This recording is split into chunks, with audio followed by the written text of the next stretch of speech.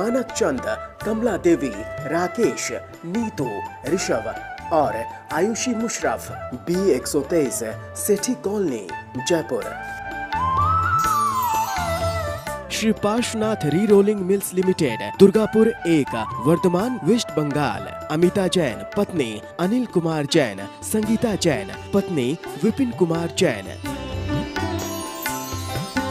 रत्नम प्रभा वाडेकर, प्रणिया शाह, रंजना कोठारे, वर्षा शाह, बारामती। श्री चंदूलाल जुबराज गांधी, फलटनकर, घाटकोपर, मुंबई एवं परिवार। अलेखा शाह, मनीष शाह, अनुपम शाह, प्रियंका शाह, सचिंत गांधी, नुपुर गांधी, श्रवंत गांधी। इंदु जैन, रंजना, विनय, सुनैना, अभिषेक, मीराबाग, नई दिल्ली। नेमचंद जैन, शशि जैन, निखिल जैन, शालिनी जैन, शरणई जैन, शांतनु जैन, निशु जैन, शास्त्री नगर, मेरठ, उत्तर प्रदेश।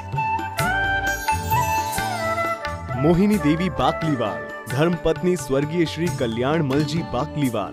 पुत्र Dharamchand Bakliwal, Kamal Kumar Bakliwal, Ajit Kumar Bakliwal. Assembly road, Imphal, Manipur. Shri Abhijit, Mugdha, Abha, Ayushi, New Jersey. Doctor Tushar, doctor Ketki, Shri Jatin, doctor Kalpana आदि, धुले, महाराष्ट्र।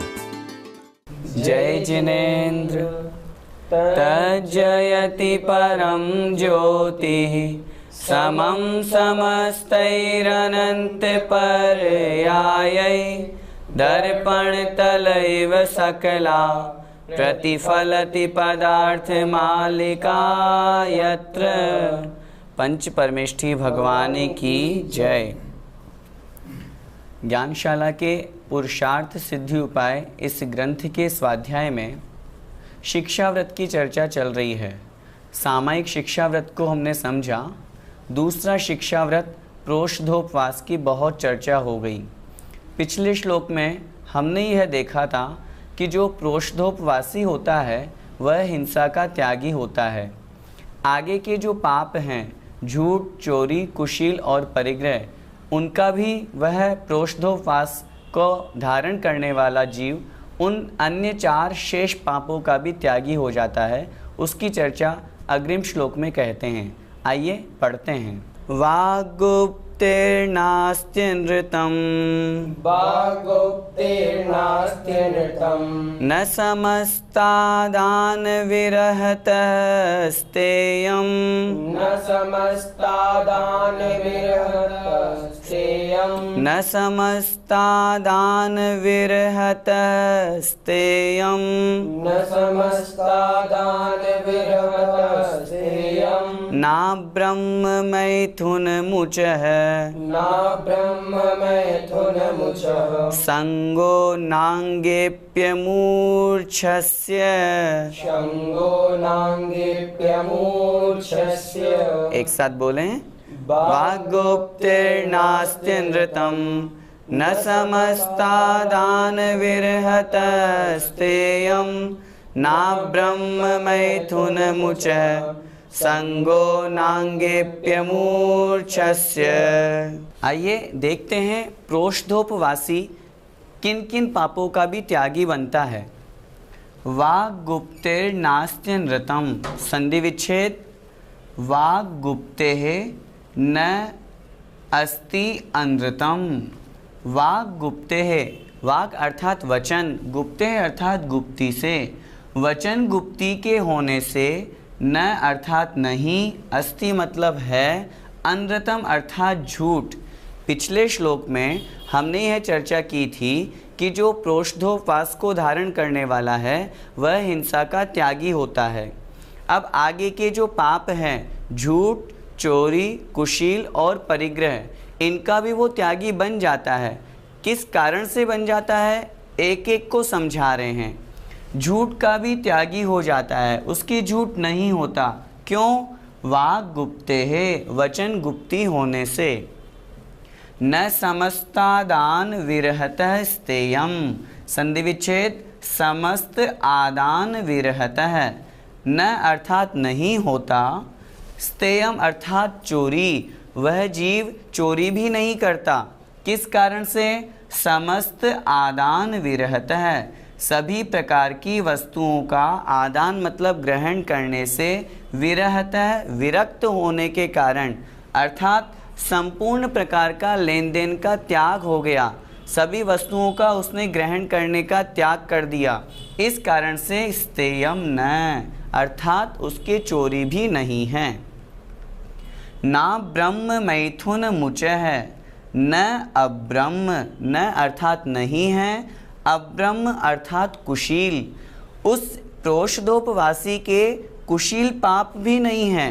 क्यों नहीं है? मैथुन मुच है, मैथुन मुच है, मुच है अर्थात छोड़ देने के कारण, मैथुन क्रिया को, काम भाव को, विकार परिणाम को छोड़ देने के कारण उसके अब्रह्म अर्थात कुशील भी नहीं हैं। और परिग्रह की चर्चा की, संगो अर्थात परिग्रह, संधि विच्छेद में संगह बन जाएगा। न अंगे अपि अमूर्छस्य, संधि विच्छेद बनेगा न अर्थात नहीं, अंगे अर्थात शरीर में, शरीर के प्रति, अपि मतलब भी, अमूर्छस्य मूर्छा नहीं होने के कारण, मूर्छा अर्थात ममत्व परिणाम, शरीर, अंगे अर्थात शरीर, शरीर के प्रति भी मूर्छा नहीं होने के कारण संगय अर्थात उसके परिग्रह भी नहीं हैं। कहने का तात्पर्य, शेष जो चार पाप, झूठ, चोरी, कुशील और परिग्रह, ये चारों पाप भी उस प्रोषदोपवासी के नहीं होते। एक बार फिर से अन्वय के साथ में समझते हैं। प्रोषदोपवास को धारण करने वाला जीव, वह मनुष्य, निश्चित रूप से वचन गुप्ती होने के कारण अंधतम न, उसके झूठ नहीं हैं, वो असत्य वचन बोलेगा ही नहीं। स्तेयम न, चोरी नहीं है। क्यों नहीं है? क्योंकि उसने समस्त वस्तुओं के लेन देन का त्याग कर दिया, उससे वो विरक्त हो गया, छूट गया। वह अब्रह्म का सेवन भी नहीं करता, कुशील को नहीं करता। क्यों? मैथुन मुच है, क्योंकि उसने मैथुन क्रिया का त्याग कर दिया, उसे छोड़ दिया। और उसके परिग्रह भी नहीं हैं। क्यों नहीं है? क्योंकि परिग्रह मूर्छा अर्थात ममत्व परिणाम, जब शरीर के प्रति उसका ममत्व परिणाम नहीं है तो अन्य वस्तुओं के प्रति कैसे होगा? सबसे अधिक ममत्व परिणाम राग तो हमें अपने शरीर से ही होता है, और उस प्रोषदोपवासी को शरीर के प्रति ही राग नहीं है, ममत्व भाव नहीं है, ऐसा परिणाम नहीं है कि यह मेरा है। इस कारण से उसके संगय अर्थात परिग्रह भी नहीं होता। इस प्रकार वह प्रोषदोपवासी पांचों पापों का त्यागी हो जाता है। भैया जी, वचन गुप्ती किसे कहते हैं? गुप्ती अर्थात वश में करना।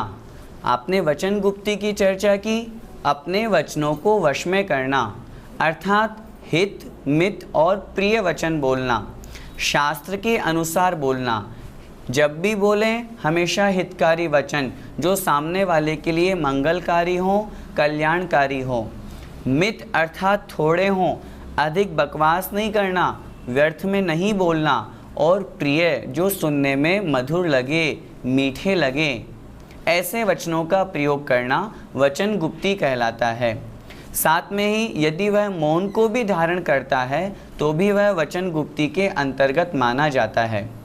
जो प्रोषदोपवासी होता है वह व्यर्थ का क्यों बोलेगा, किसी से व्यर्थ की बकवास क्यों करेगा, गाली गलौज क्यों करेगा, गलत शब्दों का प्रयोग क्यों करेगा?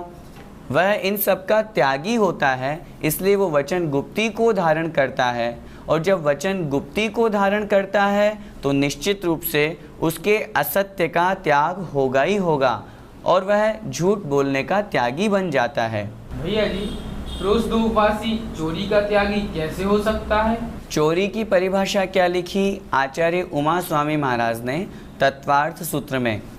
अदत्ता दानम स्तेयम, बिना दिए वस्तु को ग्रहण कर लेना का नाम चोरी है। जो प्रोषदोपवासी है वो बिना दिए क्या, उसके तो समस्त लेन देन का त्याग हो गया, वह चोरी कैसे कर सकता है? प्रोषदोपवास को धारण कर रहा है। पिछले श्लोकों में हमने समझा था वह समस्त आरंभ परिग्रह से रहित हो गया, उस समय वह व्यापार भी नहीं करता, इसलिए इस अवस्था में जिस समय उसके व्रत हों उस समय वह व्यापार का भी त्याग कर देता है। वस्तुओं को ग्रहण करना, देना, लेना, इन समस्त प्रकार के जंजाल से, विकल्पों से दूर होने के कारण उसे चोरी का त्यागी कहा गया है। व्रती के कुशील पाप का त्याग कैसे हो सकता है? व्रती सभी प्रकार के पंचेंद्रिय विषय भोगों का त्यागी होता है। एक पंक्ति आई है, समस्त सावध्य योगमपनीयम। सभी प्रकार के सावध्य अर्थात हिंसा के जितने भी योग हैं, मन, वचन और काय, इन तीनों से वो दूर है। मन से भी हिंसा नहीं करता, वचनों से भी हिंसा नहीं करता और काय अर्थात शरीर से भी नहीं करता। कुशील करने से, मैथुन क्रिया करने से अनंतानंत जीवों का घात होता है। वह व्रती कैसे कर सकता है? और उपवास और व्रत के दिनों में तो वैसे ही त्याग किए बैठा है, तो इस अपेक्षा से वह प्रोष्ठोपवासी कुशील का भी त्यागी बन जाता है। भैया जी, शरीर के प्रति मूर्छा भाव को परिग्रह कैसे माना है? तत्वार्थ सूत्र में आचार्य उमा स्वामी महाराज ने 7वें अध्याय में परिग्रह की परिभाषा लिखी। मूर्छा परिग्रह अर्थात मूर्छा का नाम ही परिग्रह है। मूर्छा अर्थात ममत्व परिणाम, राग परिणाम, यह मेरा है, इसका नाम परिग्रह है। आपने चर्चा करी शरीर की। परिग्रह अथवा ममत्व परिणाम की हम बात करें तो सबसे ज़्यादा हमें राग, सबसे ज़्यादा ममत्व परिणाम अपने शरीर से है। शरीर से होने के बाद में फिर धन संपत्ति से होता है, फिर रिश्तेदारों से ममत्व परिणाम होता है, यह मेरा है। तो जब वह व्रती अपने शरीर को ही अपना नहीं मान रहा, तभी तो वह व्रतों को धारण कर रहा है। सम्यक दृष्टि जीव व्रतों को धारण करते समय अपने शरीर के प्रति निर्ममत्व हो जाता है, तभी तो शरीर को कष्ट होता है, तब भी उसके परिणाम विचलित नहीं होते। प्रोष्ठोपवास चल रहा है, अष्टमी चतुर्दशी को एकासन किया, उसके आगे और पीछे दोनों दिनों में उसने एकासन किया, अष्टमी चतुर्दशी को उपवास किया।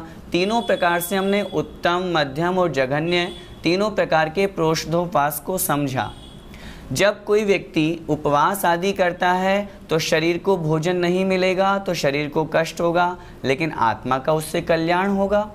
आचार्य पूज्यपाद स्वामी महाराज ने लिखा, यद जीवस्योपकाराय तद देहस्यापकारकम, यद देहस्योपकाराय तद जीवस्यापकारकम।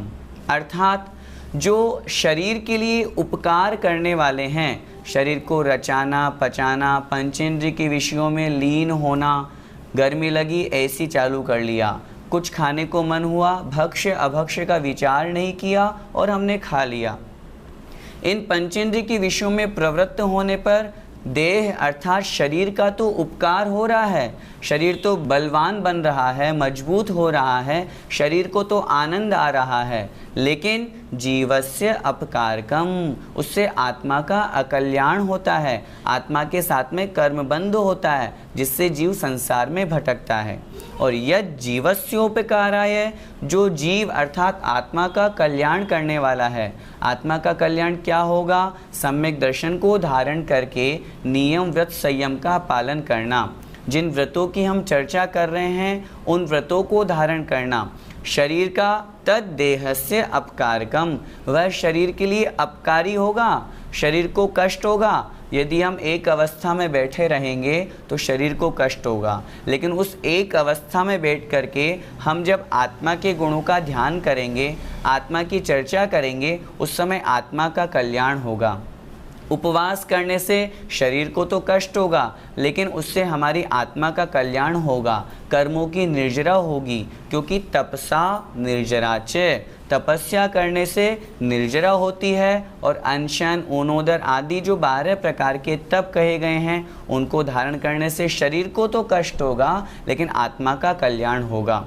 इसलिए चूँकि व्रती की चर्चा है तो वह तो शरीर के प्रति निर्ममत्व है ही, तभी तो वो व्रतों को धारण कर रहा है। और जब निर्ममत्वता की बात आएगी तो वह उस शरीर के प्रति परिग्रह का भी त्यागी बन जाता है। ममत्व परिणाम का नाम परिग्रह है, और जब उसने शरीर के प्रति ममत्व परिणाम को छोड़ दिया तो फिर वह परिग्रह से रहित हो गया।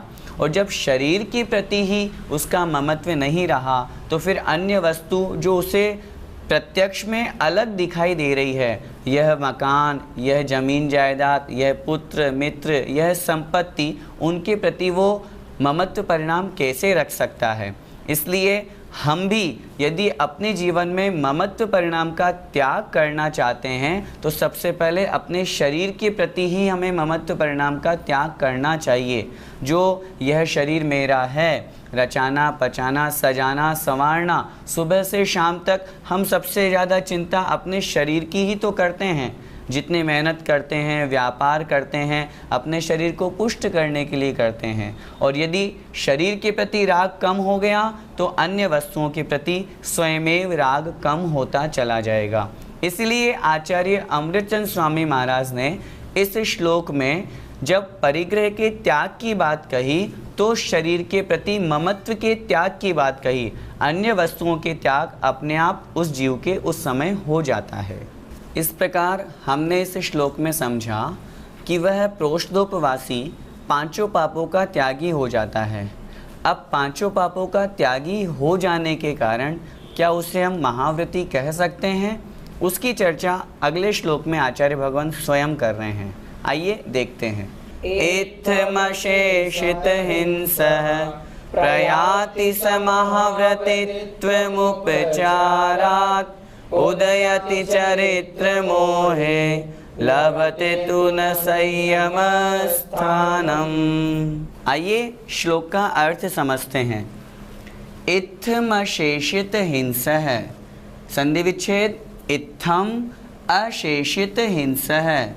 इत्थम अर्थात इस प्रकार, अशेषित शेष मतलब कुछ, अशेषित मतलब संपूर्ण, संपूर्ण हिंसा से रहित हो जाने से, संपूर्ण हिंसा का त्याग कर देने से। पिछले श्लोक में जो हमने समझा, हिंसा, झूठ, चोरी, कुशील और परिग्रह, इन पांचों पापों का, इन समस्त प्रकार की हिंसाओं का त्याग हो जाने से प्रयाति अर्थात प्राप्त होता है, स अर्थात वह, महाव्रतित्वम उपचारात्, महाव्रतित्वम उपचारात्, महाव्रतित्वम महाव्रतीपने को, वह प्रोष्ठोपवासी महाव्रतीपने को प्राप्त होता है। कैसे? उपचारात्, उपचार से।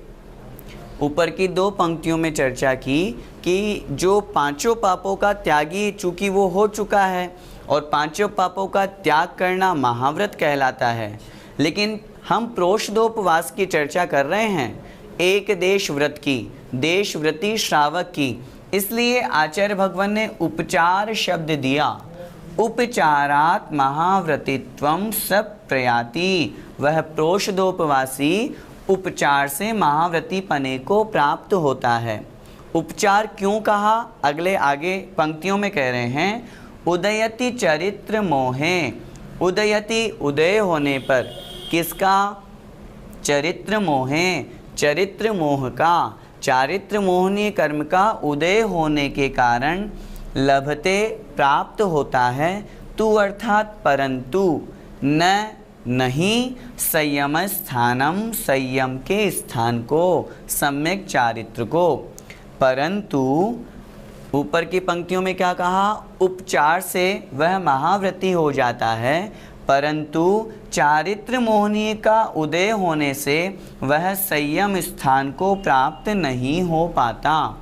कहने का तात्पर्य है, संयम स्थान अर्थात सम्यक चारित्र, संपूर्ण रूप से पांचों पापों का त्याग करने रूप जो सम्यक चारित्र है, छठवें गुण स्थान से जिसकी प्रक्रिया प्रारंभ होती है, जिसे हम सकल संयम नाम देते हैं, वह उस सकल संयम को प्राप्त नहीं हो पाता। क्यों नहीं हो पाता? क्योंकि उसके चारित्र मोह का अभी उदय है।